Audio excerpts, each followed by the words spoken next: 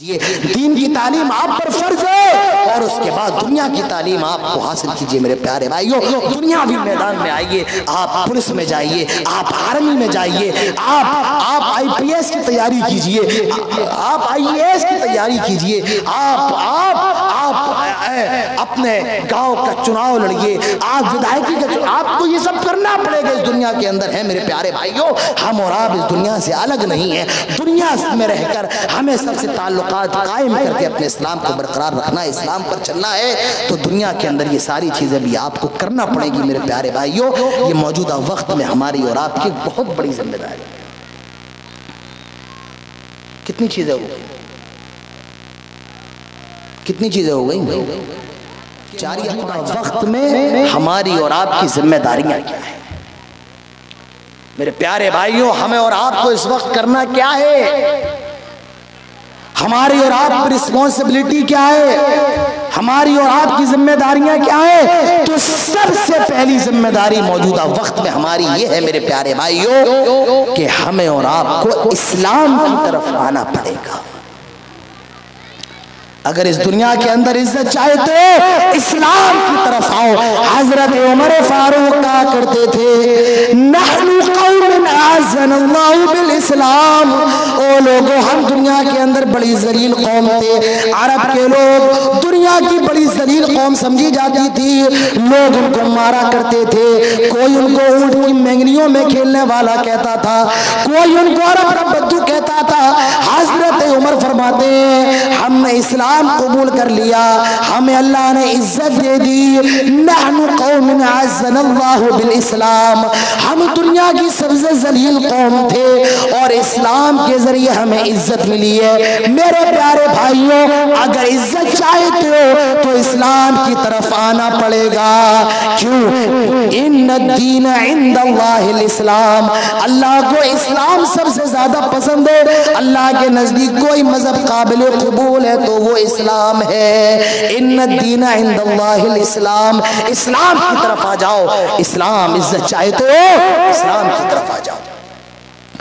حضرت عمر فرماتے ہیں جو شخص اسلام کو چھوڑ کر کہیں اور سے عزت تلاش کرنے کی کوشش کرے گا اللہ تعالیٰ اس کو ذلیل کر دے گا، اللہ تعالیٰ اس کو رسوا کر دے گا۔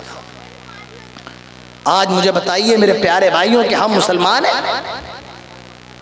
بتائیے کہ آج ہم مسلمان ہیں؟ نہیں میرے پیارے بھائیوں، حقیقی معنی میں ہم اور آپ مسلمان نہیں۔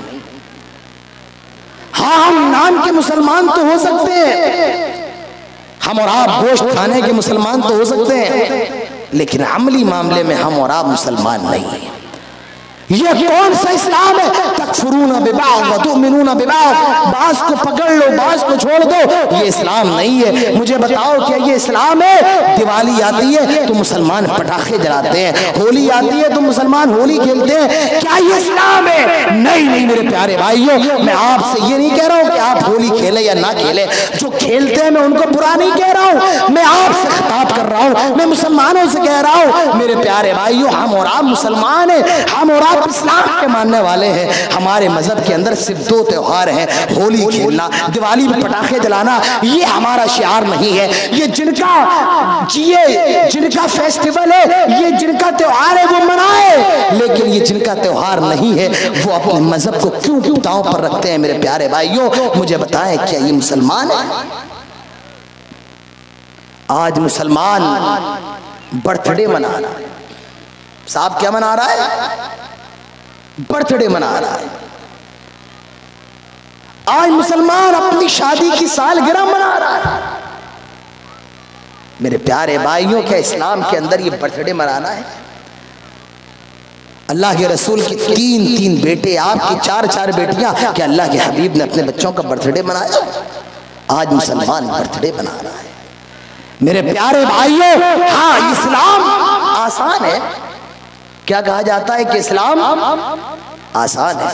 یہ آپ سے کس نے کہا اسلام آسان ہے؟ نہیں اسلام آسان نہیں ہے،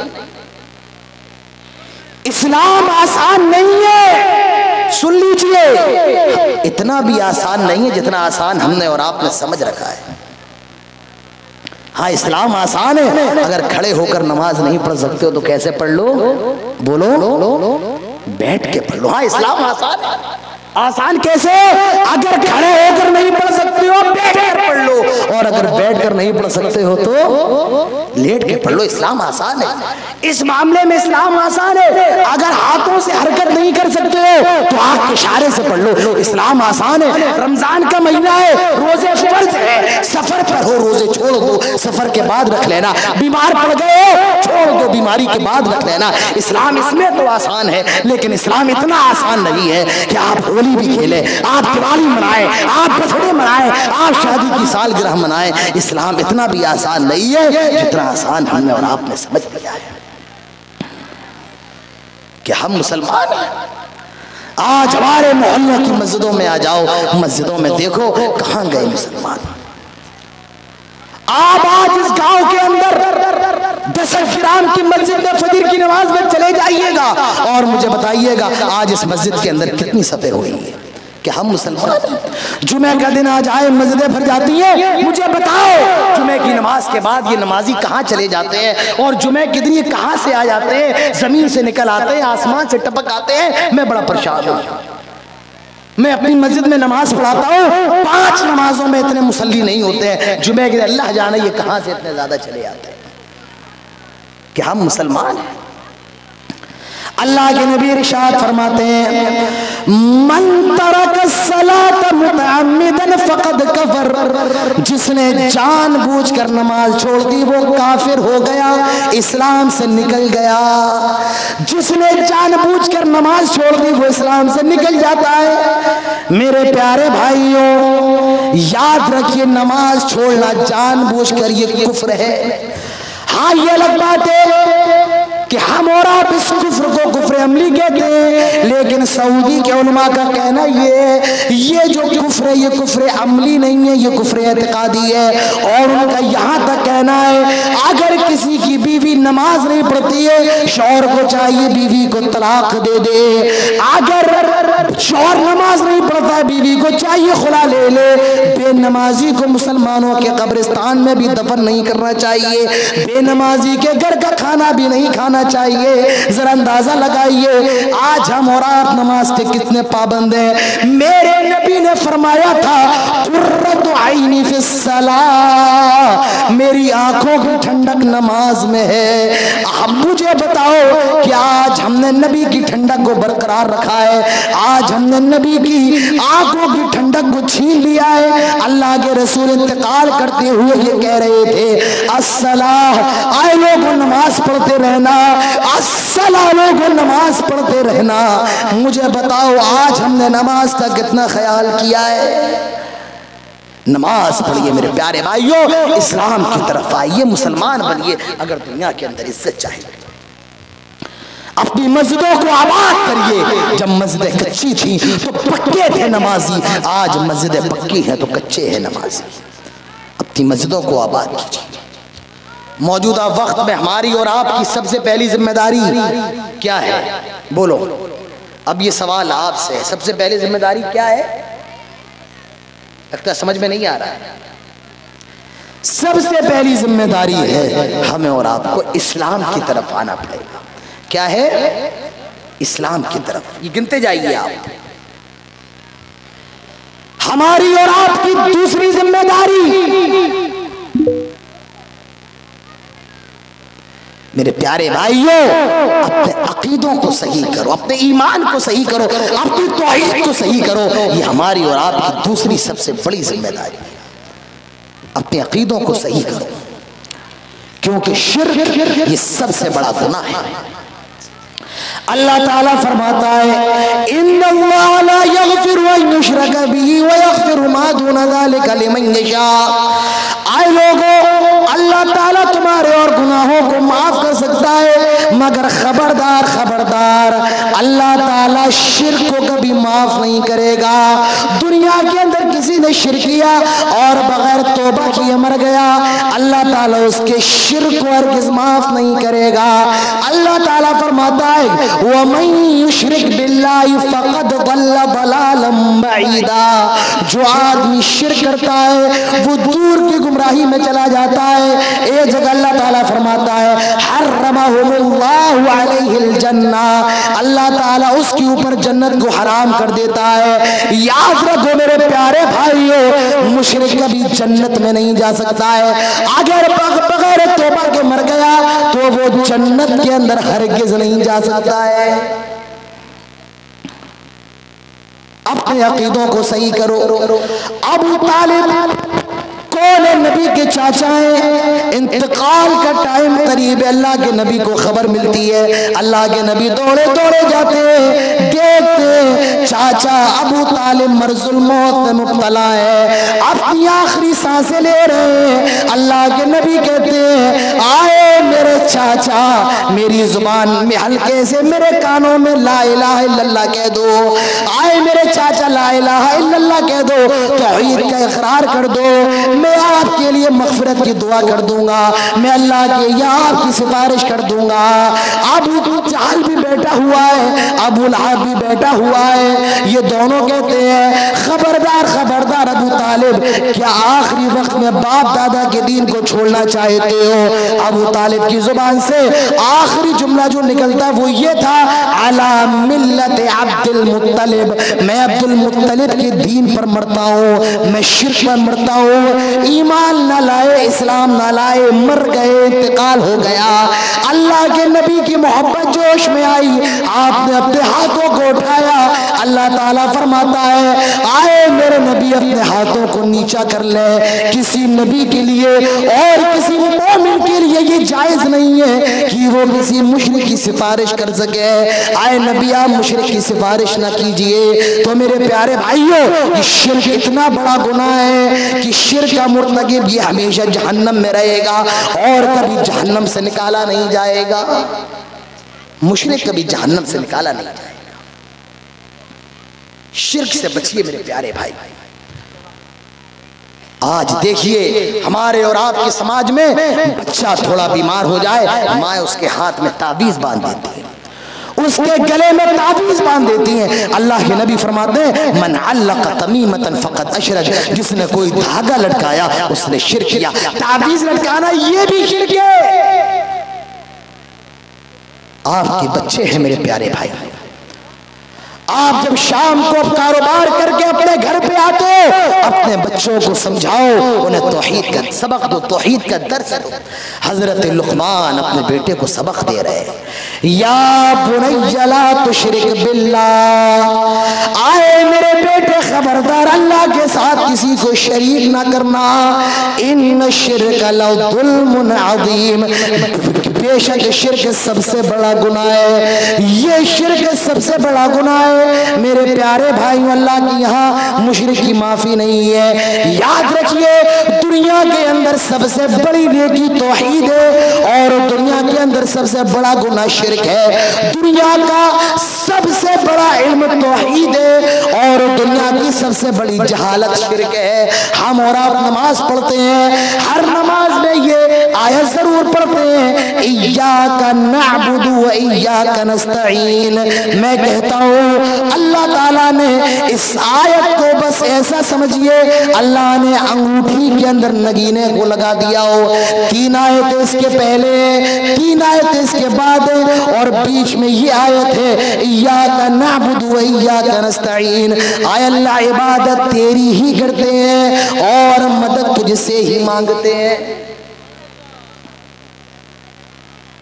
اچھا اگر اس کا ترجمہ یہ کر دیا جائے، ارے چائے والے بھائی صاحب چائے بھی رہنے دے، تقریر کے بعد پلائیے گا، ابھی رہنے دے۔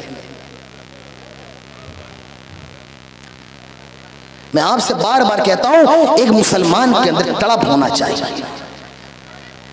اللہ کی قسم جب میں قرآن پڑھتا ہوں میری روح خوشبودار ہو جاتی ہے، میں نبی کی حدیث پڑھتا ہوں میرا دل خوشبودار ہو جاتا ہے اور مجھے بس ایسا لگتا ہے کہ سارے لوگ بیٹھے رہے، نبی کی حدیث پڑھی جا رہی ہے۔ تو میرے پیارے بھائیوں، اگر میں آپ کے سامنے ایاک نعبد و ایاک نستعین کا ترجمہ یہ کر دوں، آئے اللہ میں عبادت تیری بھی کرتا ہوں اور مدد تجھ سے بھی مانگتا ہوں، بتائیے یہ صحیح ہوگا؟ صحیح ہوگا؟ یہ صحیح نہیں ہوگا۔ کیوں؟ ایک نقطہ میں آپ بتاؤں بڑا حیران کر دینے والا۔ تیار ہیں؟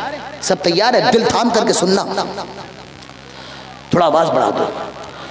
توحید اور شرک کا سب سے بڑا جھگڑا، یاد رکھیے، توحید اور شرک کا سب سے بڑا جھگڑا ہی اور بھی کا ہے۔ بس توحید اور شرک کی سب سے بڑی لڑائی ہی اور بھی کی ہے۔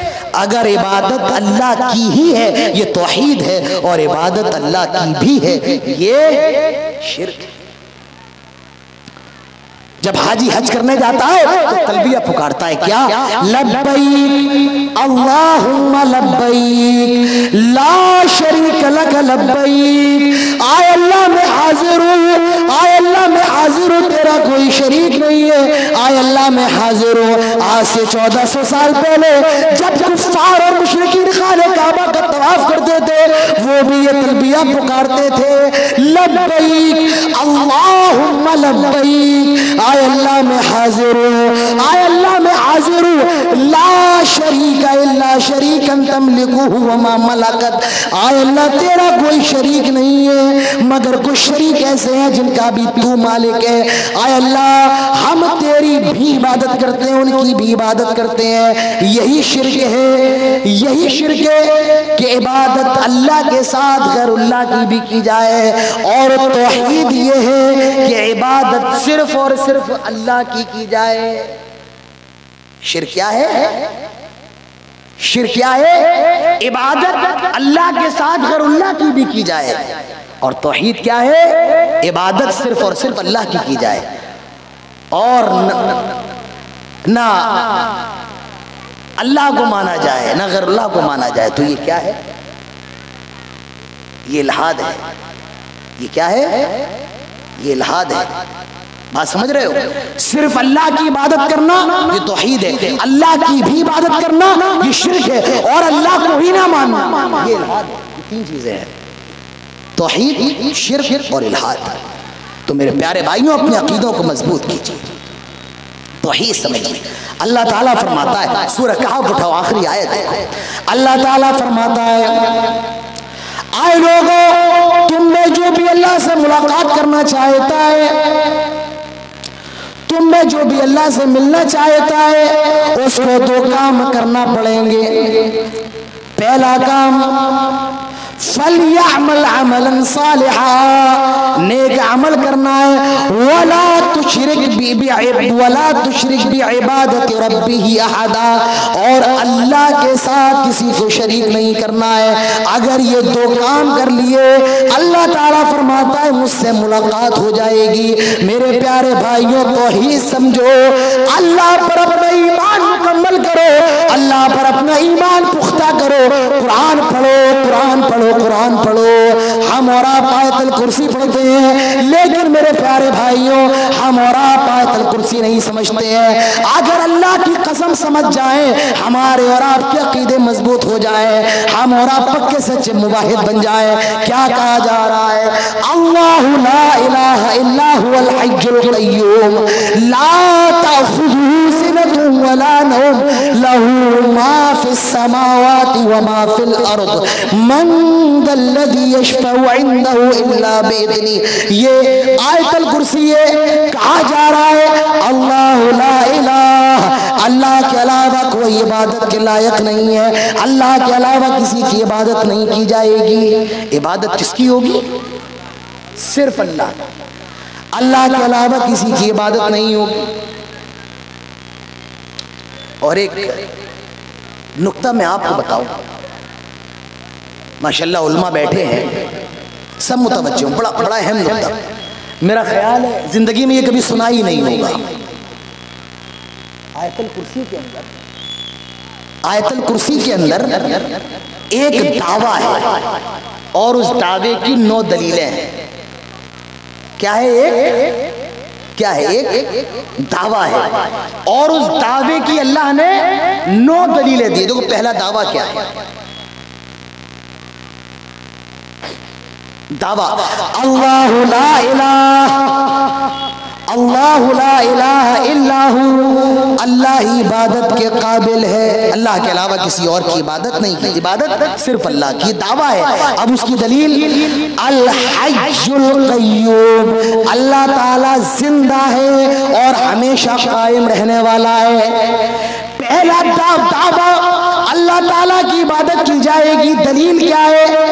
الحی، اللہ تعالیٰ زندہ ہے۔ آپ کہہ سکتے ہیں زندہ تو ہم بھی ہیں، زندہ تو ہم سب بھی ہیں۔ میرے پیارے بھائیوں، ہماری اور آپ کی زندگی میں یہ فرق ہے، ہماری زندگی عطائی ہے، اللہ کی زندگی عطائی نہیں ہے۔ ہماری اور اللہ کی زندگی میں فرق یہ ہے، ہمیں اور آپ کو مرنا ہے، ہمیں اور آپ کو موت آنی ہے، لیکن اللہ تعالیٰ کو کبھی موت نہیں آئے گی۔ اللہ تعالیٰ موت سے بری ہے، موت سے پاک ہے۔ ہم اور آپ تو مر جائیں گے پر اللہ تعالیٰ کبھی نہیں مرے گا۔ ہماری اور آپ کے اللہ کی زندگی میں یہ فرق ہے، ہمیں موت آنی ہے اور اللہ تعالیٰ کو موت نہیں آئے گی۔ القیوم، وہ قائم رہنے والا ہے، وہ ہمیشہ باقی رہنے والا ہے۔ لا تأخذہ سنۃ ولا نوم، نہ کبھی اللہ کو اونگ آتی ہے اور نہ کبھی اللہ کو نیند آتی ہے۔ اچھا یہ بتاؤ، اونگ پہلے آتی ہے نیند پہلے آتی ہے؟ اونگ پہلے آتی ہے نیند پہلے آتی ہے؟ اونگ پہلے آتی ہے۔ اچھا اونگ کیا ہوتی ہے؟ دیکھو آدمی بیٹھا ہے اور یہ اونگ ہے، اور نیند کیا ہے؟ آدمی سو گیا، یہ نیند ہے۔ جب انسان غافل ہوتا ہے، جب انسان تھک جاتا ہے تو اسے اونگ آنے لگتی ہے۔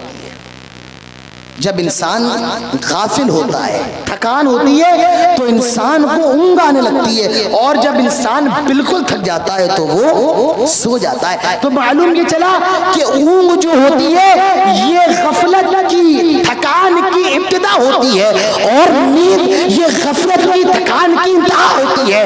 لا تأخذہ سنۃ ولا نوم، اللہ تعالیٰ غفلت کی ابتدا سے بھی پاک ہے، اللہ تعالیٰ غفلت کی انتہا سے بھی پاک ہے۔ نہ اللہ کو اونگ آتی ہے، نہ اللہ کو نیند آتی ہے۔ اچھا ایک بڑا پیارا نقطہ، بڑا پیارا، اللہ نے کیا کہا؟ لا تأخذہ، اسے پکڑتی نہیں، اسے پکڑتی نہیں۔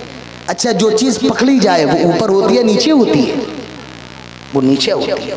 لا تأخذہ، اسے پکڑتی نہیں ہے۔ معلوم یہ چلا اللہ ہمیشہ بلند ہے اور ہمیشہ بلند رہے گا۔ تو اللہ کی یہ دعوے کی دلیل دی جا رہی ہے، وہ زندہ ہے، ہمیشہ رہے گا، اسے اونگ نہیں آتی ہے، اسے نیند نہیں آتی ہے۔ لہو ما فی السماوات وما فی الارض، زمین کے اندر جو کچھ بھی ہے سب اس کی ملکیت ہے۔ من ذا الذی یشفع عندہ الا باذنہ، کون ہے جو اس کی اجازت کے بغیر اسے سفارش کر دے؟ من ذا الذی یشفع عندہ الا باذنہ یعلم ما بین ایدیہم وما خلفہم، جو تمہارے آگے جو تمہارے پیچھے وہ ساری چیزوں کا جاننے والا ہے۔ ولا یحیطون بشیء من علمہ الا بما شاء وسع کرسیہ السماوات والارض ولا یؤودہ حفظہما وہو العلی العظیم۔ اللہ تعالیٰ فرماتا ہے اور اللہ کی جو کرسی ہے، وسع کرسیہ السماوات والارض، یہ زمین و آسمان کو گھیرے ہوئے ہے۔ اچھا یہ جانتے ہو کہ اللہ کی کرسی کیا ہوتی ہے؟ آپ کو پتا ہے اللہ کی کرسی کیا ہوتی ہے؟ خیر بنی عرش نہیں ہوتا ہے، بات آ رہی ہے تو انشاءاللہ بتاتا ہے۔ سب نالج کی چیزیں یاد رکھیے گا۔ میرا دل چاہتا ہے میں جب بھی کوئی بات بتاؤں تو اس کو ادھورا نہ چھوڑوں، اس کے اندر نکات آپ کے سامنے بتاتا جاؤں۔ دیکھو اللہ کی کرسی کیا ہے؟ حدیث کے اندر آتا ہے کہ اللہ کی کرسی کہتے ہیں موضع قدمین، جہاں اللہ تعالیٰ اپنے دونوں پیر رکھتا ہے، جہاں اللہ اپنے دونوں پاؤں رکھتا ہے، وہ اللہ کی کیا ہے؟ کرسی ہے۔ اللہ کی کرسی کیا ہے؟ جہاں اللہ تعالیٰ اپنے دونوں پاؤں رکھتا ہے۔ اس سے معلوم یہ چلا کہ اللہ تعالیٰ کے پیر ہے، دو پیر ہیں، اللہ تعالیٰ کے دو پیر ہیں۔ بہرحال اللہ کی کرسی کیا ہے؟ جہاں اللہ تعالیٰ اپنے دونوں پیر رکھتا ہے۔ اور اللہ کی کرسی کتنی بڑی ہے؟ عبداللہ ابن مسعود کہتے ہیں کہ یہ ساتوں زمینیں، ساتوں آسمان جو طبق در طبق ہے، ان ان ساتوں زمینوں ساتوں آسمانوں کو کھول دیا جائے، یہ ساتوں زمینیں ساتوں آسمان اللہ کی کرسی کے مقابلے میں اتنے چھوٹے ہیں، اتنے چھوٹے ہیں جس طرح ایک بڑا سا جنگل ہو اور اس جنگل میں پڑی ہوئی ایک معمولی سی انگوٹھی ہو، یہ زمین و آسمان اللہ کی کرسی کے مقابلے میں اتنے چھوٹے ہیں۔ اندازہ لگائیے جب اللہ کی کرسی کا یہ حال ہے تو وہ عرش جس پر اللہ مستوی ہے اس عرش کا کیا کہنا۔ تو میرے پیارے بھائیوں، ہماری اور آپ کی دوسری ذمہ داری، ہمارے اور آپ کے عقیدے اچھے ہو جائیں، ہم اپنے عقیدوں کی اصلاح کر لیں، ہم پکے سچے موحد بن جائیں، اللہ پر ایمان رکھنے والے بن جائیں، اللہ کو ماننے والے بن جائیں، اپنے گھروں کی خواتین کے عقیدوں کو مضبوط کیجئے، ان کی اصلاح کیجئے۔ میرے پیارے بھائیوں، یہ موجودہ وقت میں ہماری اور آپ کی دوسری ذمہ داری ہے۔ تیسری ذمہ داری، موجودہ وقت میں ہماری اور آپ کی جو تیسری ذمہ داری وہ یہ ہے میرے پیارے بھائیوں، ہمیں اور آپ کو آپس میں اتحاد پیدا کرنا ہے، ہمیں اور آپ کو لا الہ الا اللہ محمد الرسول اللہ صلی اللہ علیہ وسلم کے پرچم تلے ایک ہونا ہے۔ ہمارے درمیان باہمی اختلافات ہو سکتے ہیں، ہمارے درمیان فکریاتی اختلافات ہو سکتے ہیں، ہمارے درمیان مسلک کی اختلافات ہو سکتے ہیں، لیکن کلمے کی بنیاد پر ہم سب ایک ہیں، توحید و سنت کی بنیاد پر، کتاب و سنت کی بنیاد پر ہم سب ایک ہیں۔ موجودہ وقت میں جو تیسری ہماری ذمہ داری ہے وہ یہ ہے میرے پیارے بھائیوں، آج ہمیں اور آپ کو آپس میں اتحاد پیدا کرنا پڑے گا۔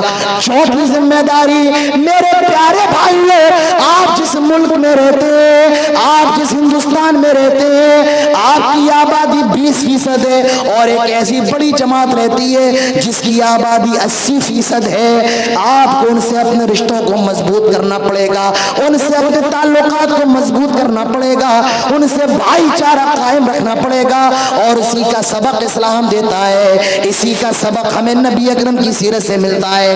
اللہ کے نبی جب مکے سے ہجرت فرما کے مدینہ گئے تو آپ نے مدینے کے یہودی قبائلوں سے آپ نے معاہدہ کیا، بنو قریظہ سے، بنو قینقاع سے، ہمیں اور آپ کو بھی اتحاد پیدا کرنا ہے، ہمیں اور آپ کو بھی لوگوں سے اچھے تعلقات قائم کرنا ہے۔ یہ سب سے بڑی ہماری ذمہ داری ہے، یہ چوتھی ذمہ داری ہے، ملک کے اندر امن و امان قائم رکھنا ہے۔ میرے پیارے بھائیوں، ہماری پانچویں ذمہ داری، ہم اور آپ اس دنیا کے اندر ہیں میرے پیارے بھائیوں، ہمیں اور آپ کو دین کا علم حاصل کرنا ہے، اس کے بعد ہمیں اور آپ کو دنیا کا علم بھی ضرور حاصل کرنا ہے۔ ہمیں اور آپ کو اپنے بچوں کو ڈاکٹر بنانا ہے، انجینئر بنانا ہے، وکیل بنانا ہے، IAS بنانا ہے، IPS بنانا ہے، پولیس میں بھرتی دلوانا ہے۔ میرے پیارے بھائیوں، اگر اس ملک میں کامیاب ہونا چاہتے ہو، اگر اس ملک میں عزت حاصل کرنا چاہتے ہو، میرے پیارے بھائیوں پڑھنا پڑے گا، پڑھیے، محنت کیجئے، دین کی تعلیم حاصل کیجئے، اور اس کے بعد دنیا کی تعلیم ضرور بے ضرور حاصل کیجئے۔ دنیا کی تعلیم بھی حاصل کرنا ہے، دین کی تعلیم بھی حاصل کرنا ہے۔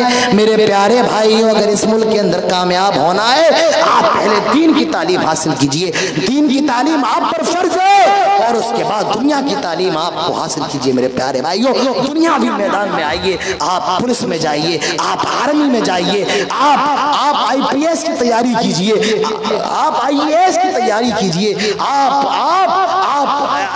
اپنے گاؤں کا چناؤ لڑیے، آپ ودھائکی کا، آپ کو یہ سب کرنا پڑے گا اس دنیا کے اندر ہے میرے پیارے بھائیوں۔